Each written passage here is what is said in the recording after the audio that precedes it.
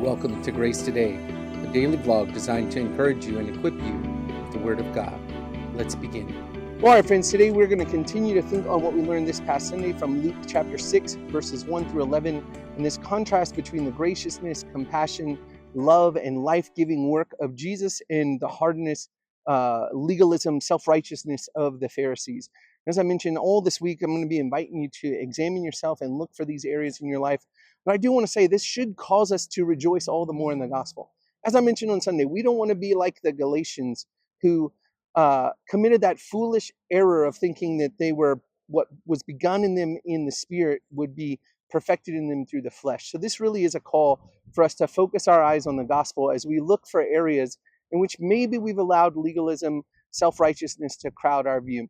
So one of the things we see in the first scene in particular of this section is where Jesus is in the grain field and the Pharisees accuse him of breaking the law over what his disciples were doing, rubbing a few heads of grain together, giving themselves a snack, basically. And as we looked at in Deuteronomy and looked at in Exodus, this wasn't actually breaking the law, but it was breaking their tradition. And I think that exposes to us a very common error among the Pharisees and among all who are self-righteous and legalistic in their tendencies. It's to elevate our particular application or interpretation of something to such an extent that we put it equitable to the law. So for the Pharisees, the law said, do not work. But they had come up with all these extra interpretations of what it meant to work and used that to condemn people. We don't want to commit that same error. So let me encourage you, examine yourself. Where are there areas that maybe you are putting your own personal application, something that may even be good and noble for you, right? You say, I want to avoid a certain sin, so I'm going to avoid going to these areas of town. Well, that doesn't necessarily make that area of town a sin for everyone, but it may be good and wise and noble for you. But often we can take those good, wise, noble attempts to apply it and make it sinful or treat it like it's sin for others if they don't follow that same path, if they don't have those same convictions.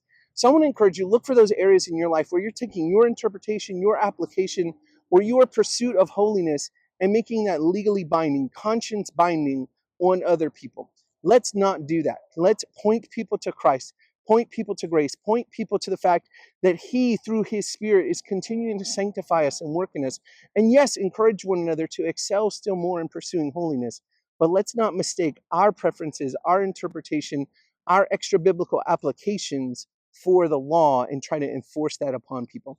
I hope this is a good challenge to you and encouragement to you as you think about how you interact with your brothers and sisters here at Grace Community. I love you, church, and I'm praying for you. Have a great day.